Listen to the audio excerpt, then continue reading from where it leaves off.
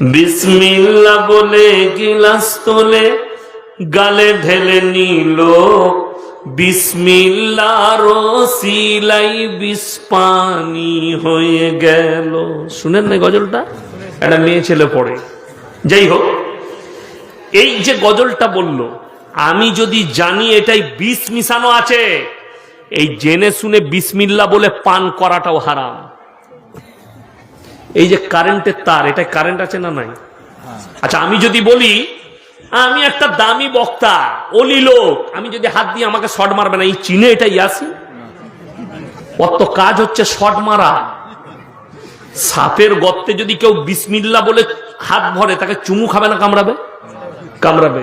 তাহলে সাপের গর্তে হাত ভরাটাই গুনাহ। এখানে সাপ আছে জেনে তার মুখেতে হাত রাখাটা হারাম, ওখানে আমার মৃত্যু হতে পারে।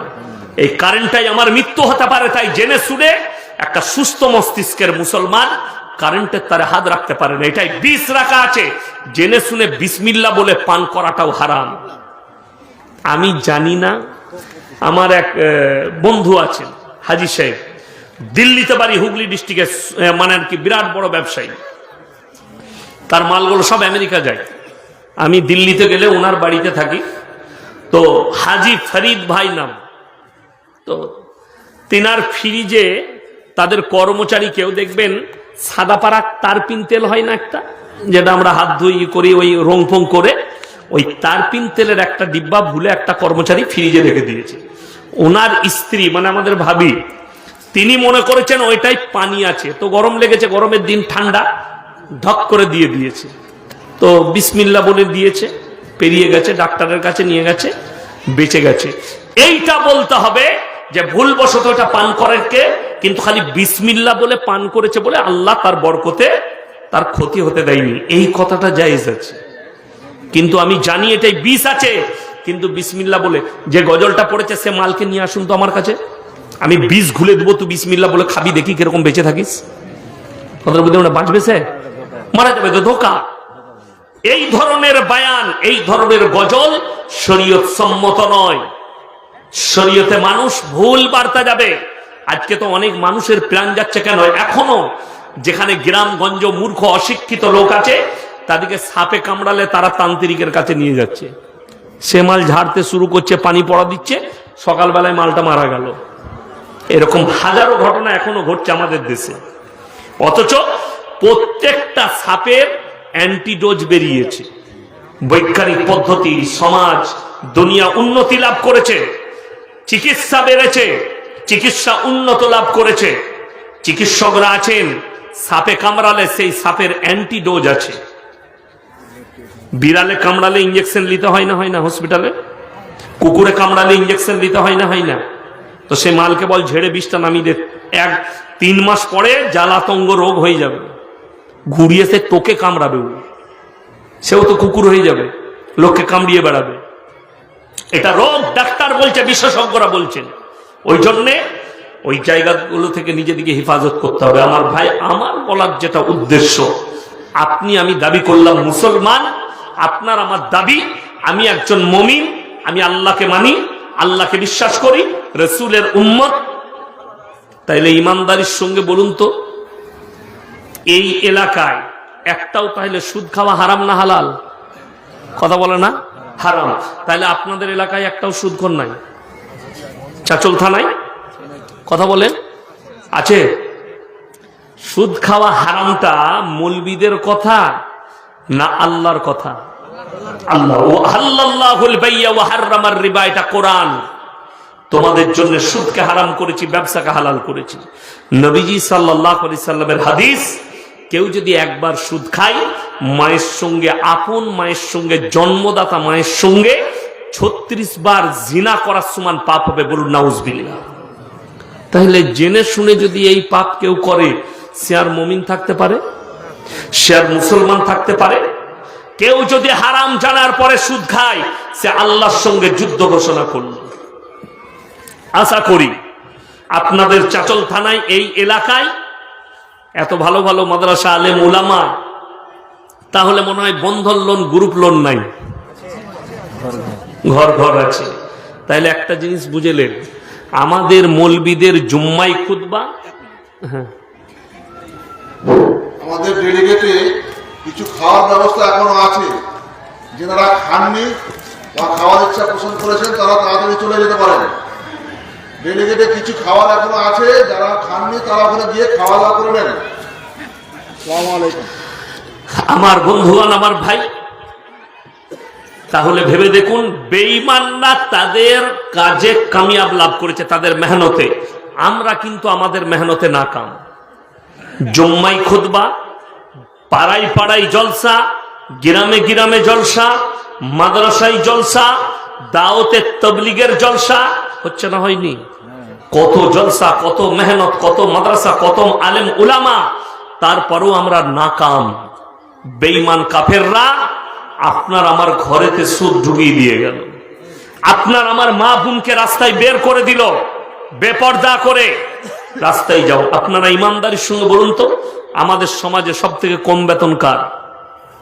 কথা বলো না? মৌলভী সাহেবদের, মসজিদের। আপনাদের এর আগে ইমামদের মিনিমাম কত বেতন? 3,000। নামাজ হবে না একজনেরও, আমি বলে দিলাম, নামাজ হবে না। লেখে নিয়ে যান, আমার এই ফতোয়াটা দেওবন্দে নিয়ে যান, সেখানকার মুক্তি যদি কেটে দেয়, আমি আর জীবনের সমাজের বুকে কথা বলবো না। যদি বলেন কেন হবে না, তার মারাত্মক তথ্য আছে আমার কাছে। সেটা হচ্ছে, যে কোনো ইসলামী দিনী কাজে আপনাদের জানা আছে, যদি বলেন নামাজ পড়িয়ে বেতন কোথায় নেওয়া যাবে, হযরতে উমরে ফারুক রাদিয়াল্লাহু তাআলা আনহু আমিরুল মুমিনিন হলেন, সকালবেলায় উঠে নিজের ব্যবসার মালগুলো নিয়ে বেরিয়ে যাচ্ছেন, সাহাবীরা আটকালেন। আপনি যদি ব্যবসায় চলে যান, আমাদেরকে দিন শিক্ষা কে দেবে? আমিরুল মুমিনিন বললেন, আমার সংসার কি করে চলবে?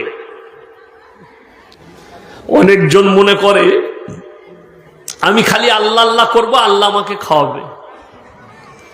কেউ যদি বলে আমি মসজিদে খালি আল্লাহ আল্লাহ করি, আল্লাহ আমার সংসার চালিয়ে দেয়, তার নাম হচ্ছে চোর, তার নাম ধোঁকাবাজ, তার নাম প্রতারক। সে কোথাও না কোথায় সমাজকে ধোঁকা দিচ্ছে। কেন? আপনাকে দেখাতে হবে আমি সকালবেলায় উঠে চাঁচলে সবজি বিক্রি করি, 5 ওয়াক্তের নামাজ পড়ি, আল্লাহ আমার তার মধ্যেই চালিয়ে দিচ্ছে। আলহামদুলিল্লাহ, আপনি মুমিন, আপনি মুমিন ব্যক্তি। আর যদি বলে না না আমি খালি আল্লাহ আল্লাহ করছি, আল্লাহ আমার সংসার চালায়, তার নাম চোর। আমি বলে গেলাম। এই ভাষা বলার কারণে এক জামাতি ভাই, আপনার কোচবিহারে বাড়ি, আমাকে ফোন করেছে, বললে আপনি আমাদিকে বলেছেন। আমি বললাম আমি তোমার নাম লিয়েছি, আমি তো তোমাকে চিনি না, তুমি মালকে। তার মানে ওই চোরটা তুমি, তার মানে তো তোমার গায়ে লাগবে না। আমি কারোর নাম নিয়ে কথা বলছি? আমি কেউ কি বললাম তুমি সুদখোর? বলুন, বলি নাই। আমি জানিও না কে সুদখোর। আপনারা সবাই আমার দিনী ভাই এখানে। এরপর কেউ যদি সুদ খায়, তার গায়ে লাগলে আমার যায় আসে না, পরোয়া করি না। কেন? আমি তোমার পালা ইমাম নয় যে ইয়াসিন সাহেব এই বক্তব্য দিলেন, কাল সকালে আপনি আর আমার মসজিদে থাকতে পারবেন। আমি তোমার ইমাম নয়, গাড়ি চাপবো, বাড়ি যাব। কালকে আবার যেখানে আসবো এই কথাই বলবো, লিলে লিবে, না হলে লাও না। তুমি তোমার আল্লাহর কাছে জবাব দেবে, আমি আমারটা দেবো।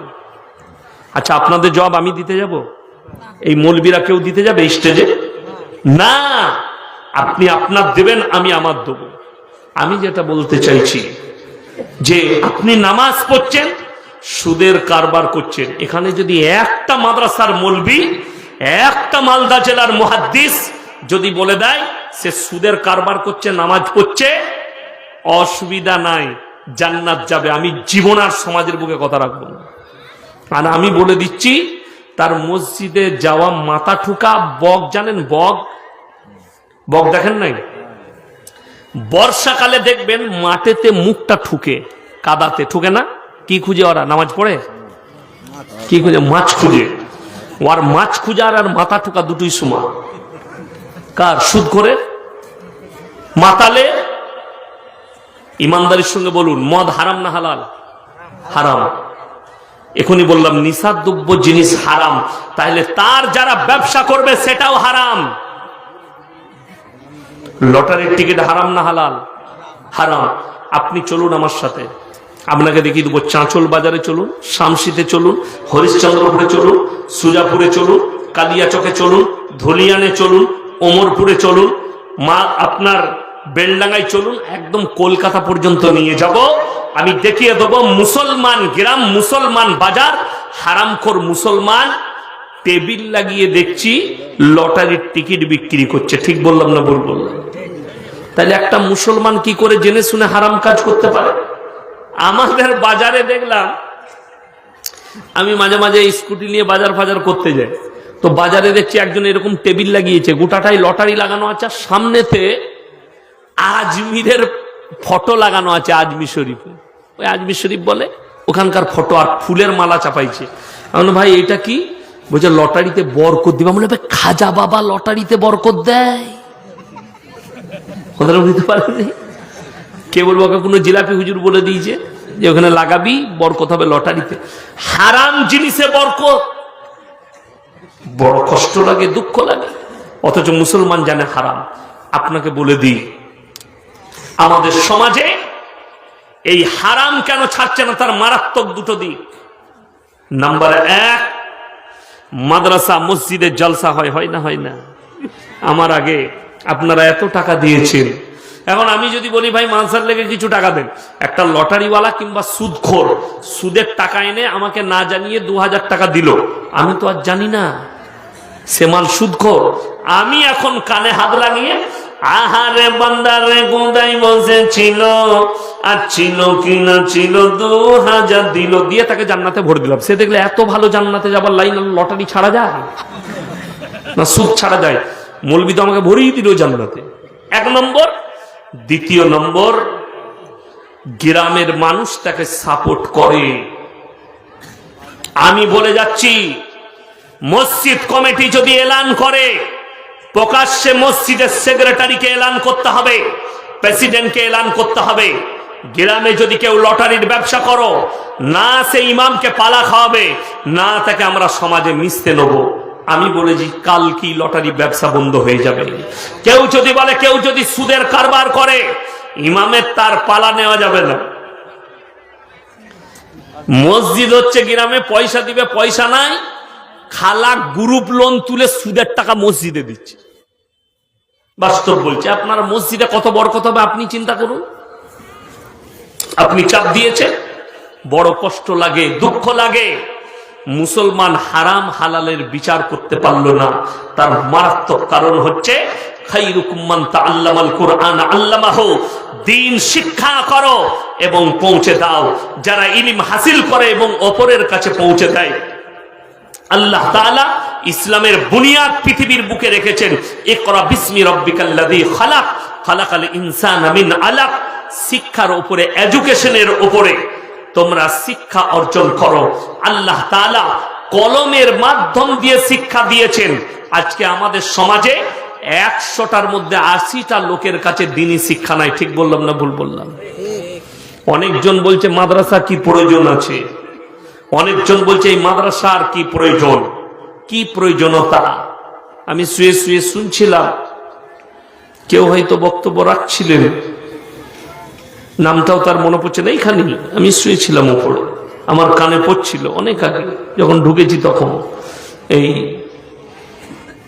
মাদ্রাসা শিক্ষা নিয়ে খুব সুন্দর কথা বললেন। এই কোরআনী তালিম, আপনাকে বলে দিই, পৃথিবীর শ্রেষ্ঠ তালিম হচ্ছে কোরআনের তালিম। কি বললাম? শ্রেষ্ঠ শিক্ষিত। আচ্ছা বলুন, স্কুল কলেজ বেড়েছে না বাড়েনি? কথা বলেন। স্কুল কলেজ বেড়েছে না বাড়েনি? একাডেমি বেড়েছে, মিশন বেড়েছে, ইংলিশ মিডিয়াম বেড়েছে, শিক্ষার হার বেড়েছে, মাদ্রাসাও বেড়েছে। বেড়েছে না বাড়েনি? ইমানদারির সঙ্গে বলতে পারবেন আপনার এলাকায় কটা মৌলবীর বাপ বৃদ্ধ বৃদ্ধাশ্রমে আছে? কথা বলে না? একটাও নাই। একটাও হাফেজের বাপ, একটাও আলেমের বাপ নেই। আর আপনাকে আমি পশ্চিমবাংলায় যারা শিক্ষিত আছেন শুনে যান, পশ্চিমবাংলায় দেখিয়ে দেবো doctor, master, professor, engineer, IPS, SI মা বাপকে বৃদ্ধ বৃদ্ধাশ্রমে রেখে এসছে, সে হিন্দু হোক কিংবা মুসলিম হোক। বিশেষ করে মুসলিমরা নয়, অমুসলিম ভাইরা মা বাপকে বৃদ্ধ বৃদ্ধাশ্রমে রেখে এসছে। ওই জন্যে শিক্ষায় শুধু দিলে হবে না। একজন বৃদ্ধা মা বৃদ্ধাশ্রম থেকে চিঠি লিখেছে তার সন্তানকে, বাবা সন্তানকে শিক্ষা দিস আর না দিস আদর্শটা দিবি, তা না হলে আমার মতো তোকেও বৃদ্ধাশ্রমে থাকতে হবে। আমরা মাদ্রাসা তালিবে ইলমকে এই কোরআনের তালিম দিই। কোরআন শিক্ষা দিয়েছে ইম্মা ইয়াবলুগান্না ইনদাকাল কিবার আহাদুহুমা আও কিলাহুমা ফালা তাকুল লাহুমা উফফি ওয়ালা তানহারহুমা ওয়া কুল লাহুমা কাওলান কারীমা।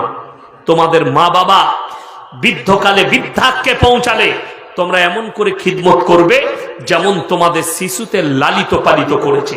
আমরা শিক্ষা দিই প্রস্রাব করে পানি নিতে হয়, বসে প্রস্রাব করতে হয়। আমরা শিক্ষা দিই গোসল এইভাবে করতে হয়। আমরা শিক্ষা দিই নামাজ জীবনে ছাড়া যাবে না। আমরা শিক্ষা দিই সমাজের সেবা করতে হবে। আমরা শিক্ষা দিই হারাম হালাল বিবেচনা করে খাও। বড় কষ্ট লাগে। এটিএম ডাকাতি করতে গেলে কি হতে হয়? আপনারা শিক্ষিত লোক বলুন তাড়াতাড়ি। আচ্ছা কথা বলে না, কি হতে হবে? এটিএম ডাকাতি করতে গেলে কি হতে হবে? হ্যাঁ, এটিএম কে ইঞ্জিনিয়ার হতে হবে। Exactly, yes.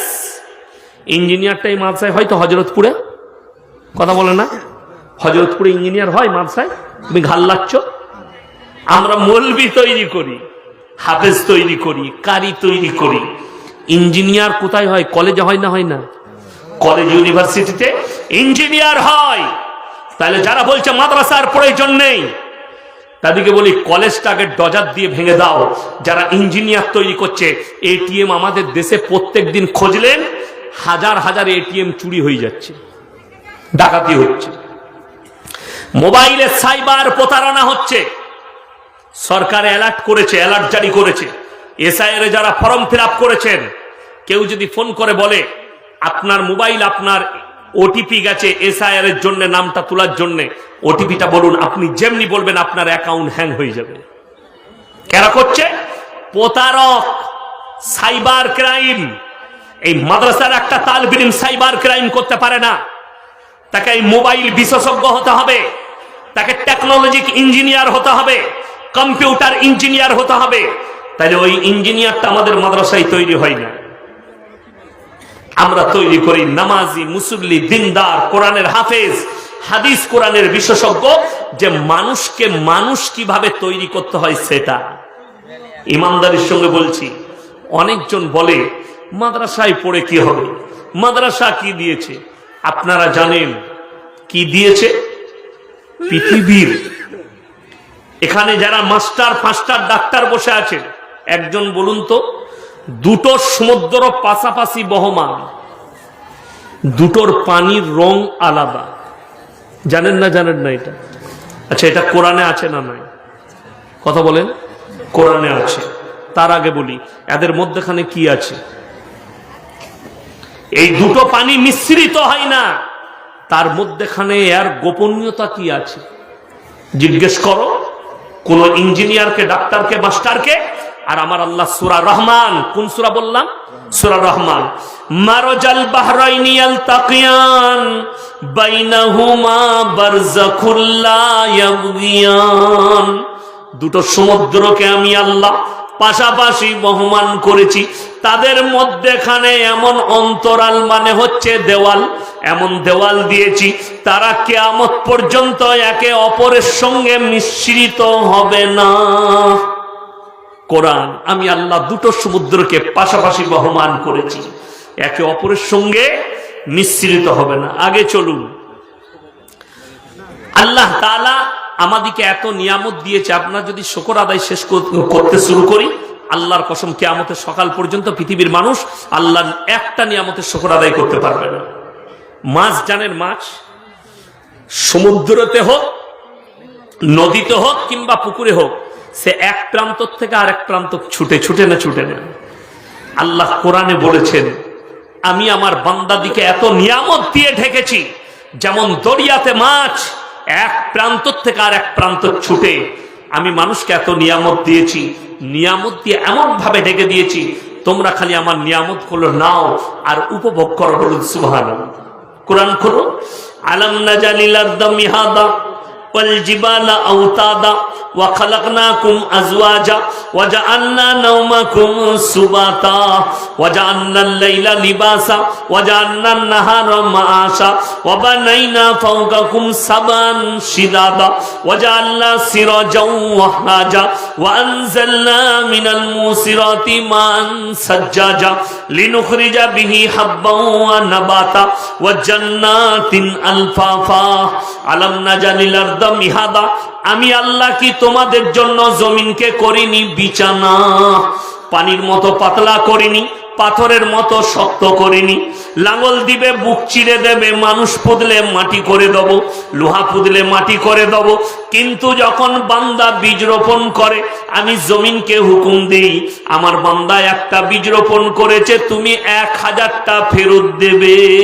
বলুন।